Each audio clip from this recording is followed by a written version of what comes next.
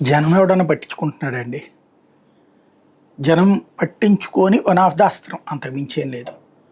Liquor ఎప్పుడైతే విచ్చలవిడిగా సందుకి గొంతుకి వచ్చిందో ఇక్కడ మహిళలు అమ్మల్ని అక్కని తిట్టుకుంటున్నారు.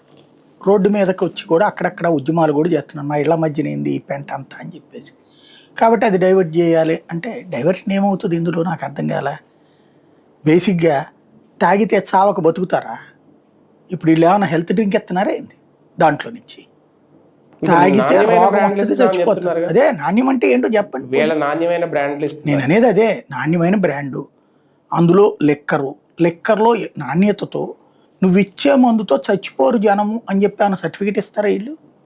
రాయమనండి దాని మీద. ఇప్పుడు ఈ మందు తాగితే ప్రాణాలు కోల్పోతారని రాస్తున్నారు కదా, అవి తీసేయమనండి. ఇంకెందుకు?